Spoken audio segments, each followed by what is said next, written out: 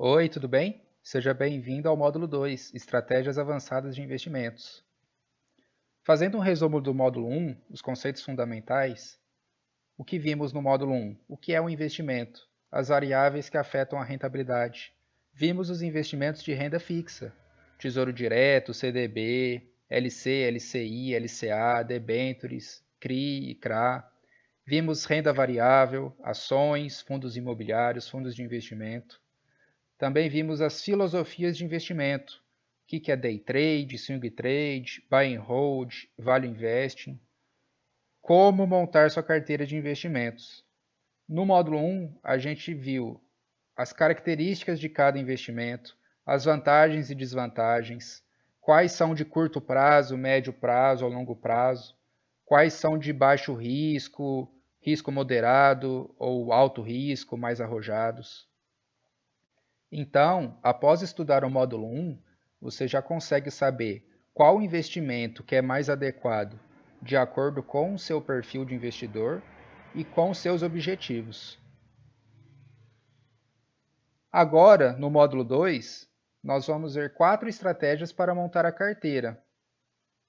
A primeira estratégia seria percentual fixo sem caixa, uma carteira com percentual fixo, mas com caixa, percentual variável sem caixa e percentual variável com caixa.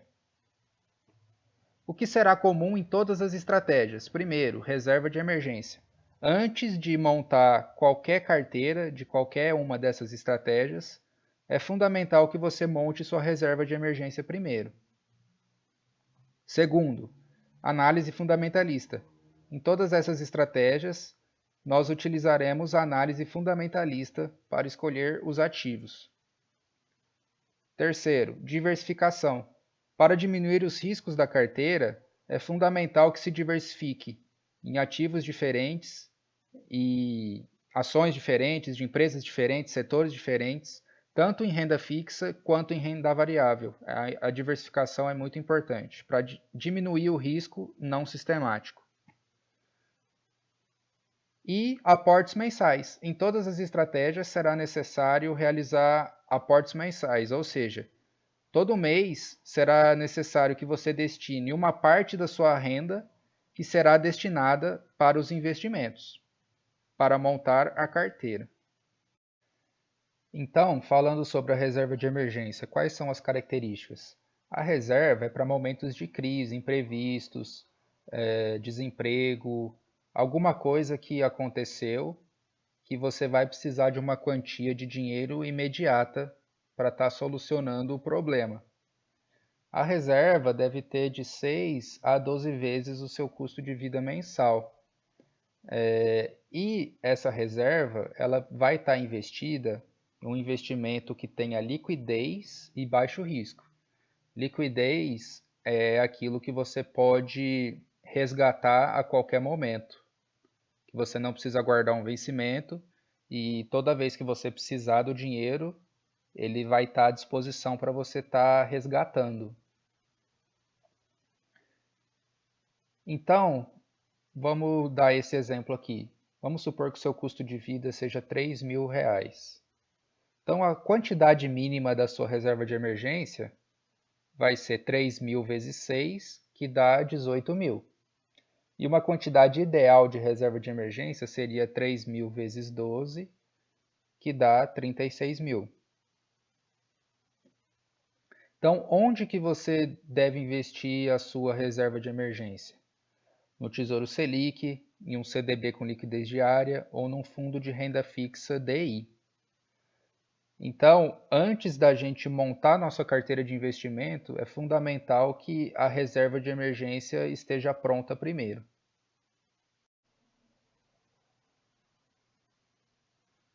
Análise fundamentalista. Análise fundamentalista, a gente olha os fundamentos e os indicadores das ações. O objetivo é ser sócio de boas empresas e ter uma visão de longo prazo. E isso é totalmente diferente da análise técnica. Na análise técnica, a gente olha para o gráfico, olha a tendência desse gráfico e tenta prever, num curto prazo, se determinada ação tem tendência de subir ou cair. Então, para 4 estratégias que eu vou apresentar para vocês, a gente vai utilizar a análise fundamentalista. Diversificação. A gente vai diversificar nossa carteira em renda fixa e renda variável. O que é a renda variável? São ações, os fundos imobiliários. E a renda fixa? Tesouro Direto, CDB, debêntures, etc. Não colocar todos os ovos na mesma cesta. Isso a gente faz para diminuir nossos riscos. Imagina se a gente colocasse 100% do nosso investimento em apenas uma ação, que talvez ela até era uma boa ação de uma boa empresa, mas aconteceu algum imprevisto que essa empresa acabou quebrando, por exemplo. Aí você perde tudo que você tinha.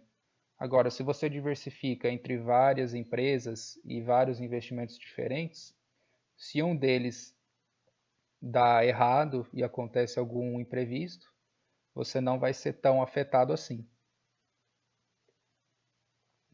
Então, em ações, como que você pode diversificar em ações? Quais são os principais setores? Setor de alimentação, bancos, energia, saúde, turismo, indústria, varejo, siderurgia, metalurgia, petróleo, gás, água, saneamento, tecnologia, telecomunicações, aviação, seguros. Hoje, os setores que eu gosto bastante é o setor de bancos, de energia, de saúde, de seguros. São setores muito perenes, né? São setores muito sólidos. Tem alguns setores que são mais cíclicos, que dependem muito do cenário macro, né? Da economia. Por exemplo, o varejo, a indústria em geral, o turismo, que se a economia está boa, esses setores vão desempenhar melhor, mas se a economia está em recessão, esses setores vão sofrer um pouco mais. Mas o ideal é que você diversifique entre empresas e setores diferentes. E não tem problema você investir em empresa de um setor cíclico, mas você tem que entender que num setor cíclico vai haver momentos que ela não vai desempenhar tão bem assim. Fundos imobiliários. Nos fundos imobiliários, a gente tem os fundos do tipo tijolo, que é quando você investe em imóveis físicos mesmo. Agências, hospitais, hotéis, shoppings, galpões. Mas também tem os fundos imobiliários de papel. Nos fundos de papel, você vai estar investindo em CRI, certificados de recebíveis imobiliários, LCI, letra de crédito imobiliário, e o LH, que é as letras hipotecárias. Então, quando você compra um fundo imobiliário de papel, na verdade esse fundo está investindo no CRI, no LCI ou em letra hipotecária. E um fundo imobiliário de desenvolvimento. Nesse fundo, os projetos imobiliários para lucrar com a venda. O que isso significa? Que o gestor desse fundo vai investir em projetos, né, de imóveis e com o objetivo de lucrar com a venda desses imóveis depois. E aportes mensais. Para as 4 estratégias, iremos adotar aportes mensais. Exemplo, todo mês será investido uma quantia de R$ 1.000. Agora vamos para as 4 estratégias para montar a carteira. A primeira estratégia, percentual fixo sem caixa. Vamos lá. Considerando aqui, nas 4 carteiras, a gente vai considerar que é um perfil arrojado, né? De um investidor arrojado que busca rentabilidade, mesmo que para isso ele precise assumir um pouco mais de risco. Então, para um perfil arrojado, a gente pode considerar aqui 70% em renda variável e 30% em renda fixa, por exemplo. E nessa estratégia de percentual fixo, como que vai funcionar? O equilíbrio da carteira vai ser dado pelo aporte. O que isso significa? que todo mês, lembra que na estratégia a gente vai ter aqueles aportes de R$ 1.000 mensais, né? Todo mês vai ser feito um aporte de R$ 1.000. Então, se a renda variável cair, sofrer uma queda, você vai aportar mais em renda variável no próximo mês. Se a renda variável subir, você vai aportar mais em renda fixa no próximo mês. Ou seja, sempre para tentar manter o equilíbrio de 70% em renda variável e 30% em renda fixa. Porque é isso que você definiu.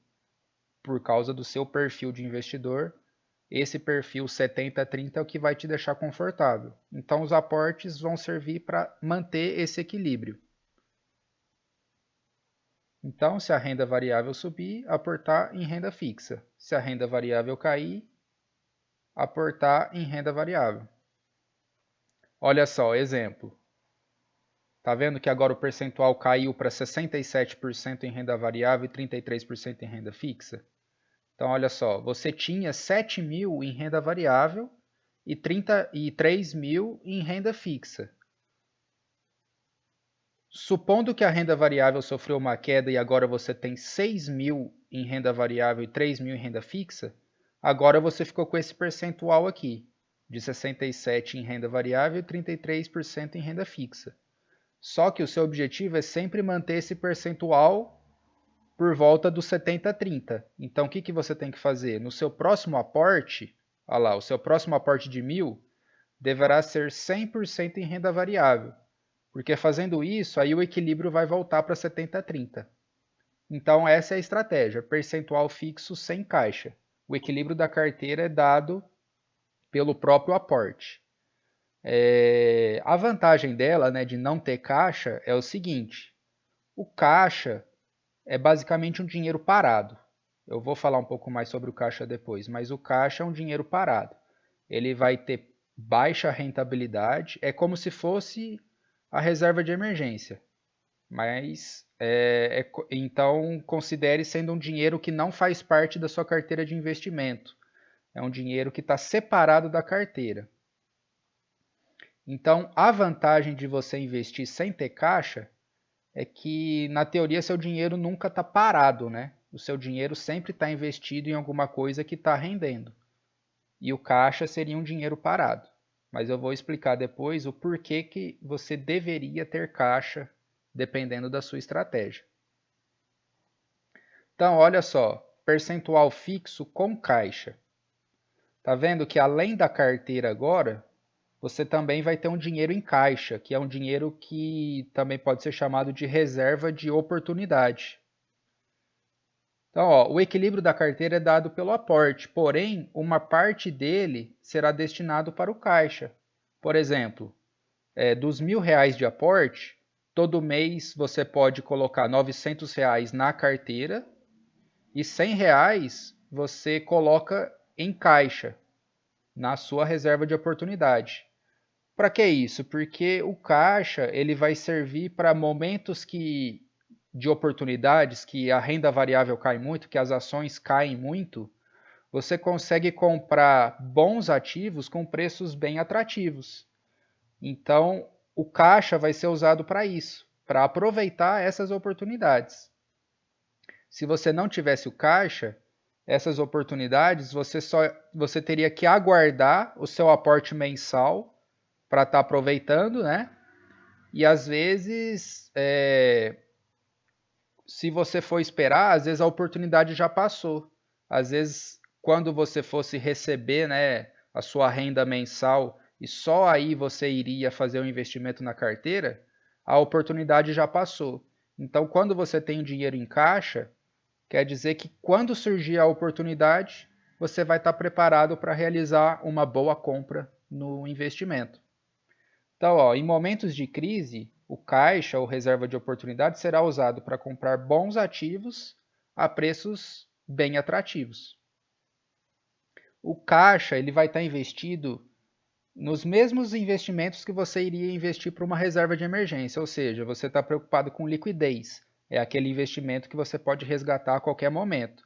E em segurança também. Ou seja, é um investimento que sempre que você for resgatar, é certeza que ele vai estar com um valor acima do que o que você investiu. Então, assim como a reserva de emergência, o caixa, ou você vai investir no Tesouro Selic, ou num CDB com liquidez diária, ou num fundo de renda fixa DI. Olha só essa frase do Warren Buffett. Não ter liquidez em momento de grande oportunidade é o mesmo que estar numa chuva de pepitas de ouro com uma xícara. Então, o caixa é para isso, é para você aproveitar as grandes oportunidades. Terceira estratégia, percentual variável sem caixa. Aqui, lembra que nas outras duas estratégias o percentual era fixo. Ele sempre tinha que tentar manter no 70-30, que era o que foi determinado de acordo com o seu perfil de investidor. Aqui, o percentual é variável. Por quê? Porque dependendo do cenário, esse percentual pode alterar. Vamos supor assim que você está num cenário de bull market, as ações estão muito caras, um preço sobre lucro muito elevado. Então, nesse cenário, você pode aportar mais em renda fixa, né? Deixando que a sua carteira fique, por exemplo, 50% em renda fixa e 50% em renda variável. Agora, se as ações estão com um preço muito bom, você pode aportar mais em renda variável e menos em renda fixa. Então, esse percentual pode ir oscilando. E aí você vai aportar de acordo com o que você achar que está mais interessante no momento. Se o cenário agora está mais favorável investir em renda variável, você destina seu aporte para renda variável. Se o cenário está mais favorável para renda fixa, você destina seu aporte mais para renda fixa. Fazendo com que esse percentual não necessariamente precise ser fixo em 70-30 ou 80-20 ou 60-40. Esse percentual pode sempre alterar de acordo com o cenário. E a última estratégia seria um percentual variável com caixa. Aqui também, você pode destinar seus aportes de acordo com o cenário, o que tiver mais interessante. Só que, além disso, você vai destinar uma parte do aporte para fazer o seu caixa, fazer sua reserva de oportunidade. Então, o caixa também é muito bom para realizar uma mudança rápida, uma mudança brusca na carteira. Vamos supor que a sua carteira estava 50-50. E agora é um bom momento para você aumentar a sua exposição em renda variável, por exemplo. Se você não tivesse o dinheiro em caixa, você teria que esperar o seu aporte mensal. E às vezes com um aporte mensal 100% em renda variável não é suficiente para você aumentar esse percentual para 80-20, por exemplo. Então, às vezes, levaria meses para você conseguir fazer uma mudança brusca na carteira. Agora, quando você tem dinheiro em caixa, você consegue fazer isso. Você consegue ter um dinheiro disponível para, se precisar alterar a carteira rapidamente, né? Principalmente na renda variável, você pode usar esse caixa para comprar ações, comprar investimentos de renda variável, comprar fundos imobiliários.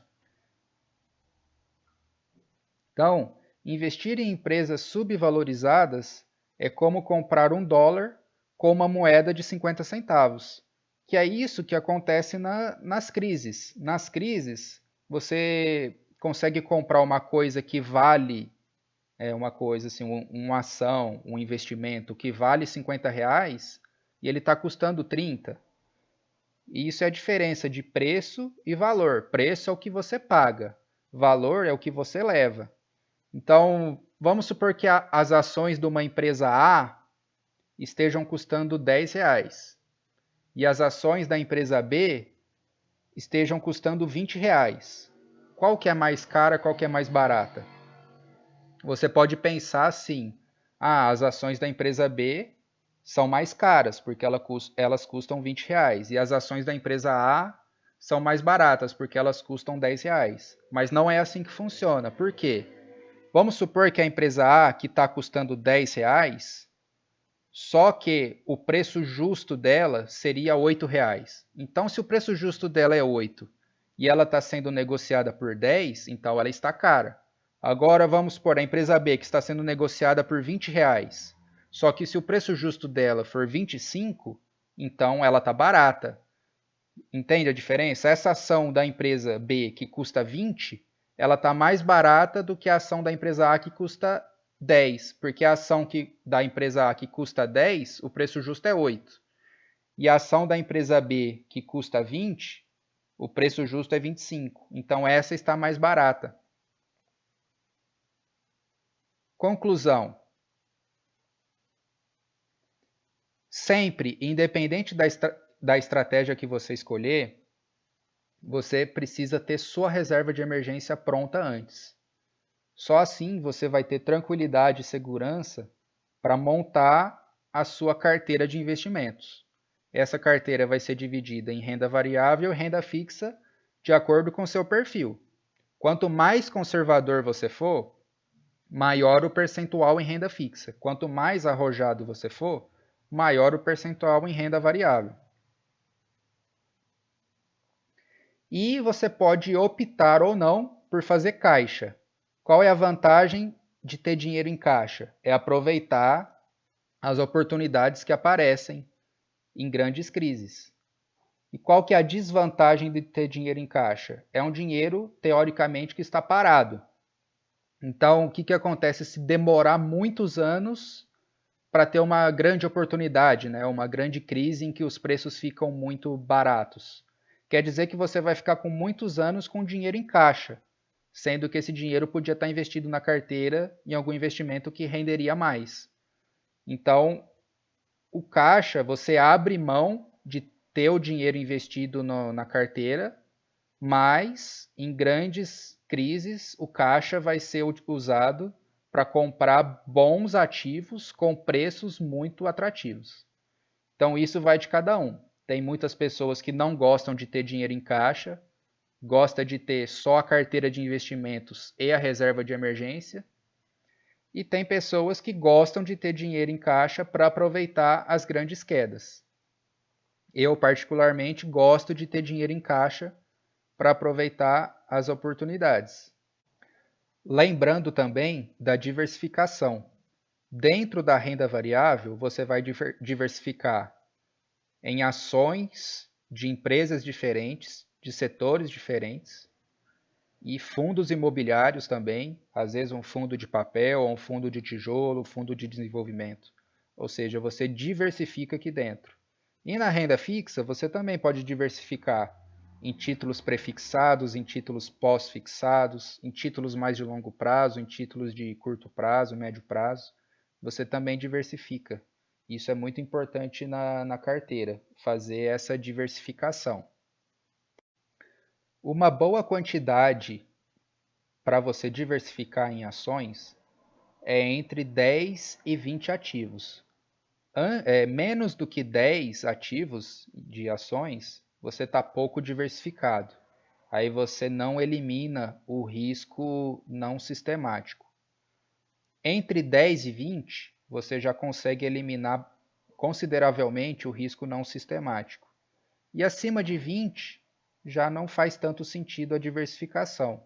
Acima de 20, se você quer ter esse nível de diversificação acima de 20, aí talvez seja mais interessante comprar o próprio índice, comprar o ETF BOVA11, que aí você diversifica com baixo custo, sem precisar ficar acompanhando investimento por investimento.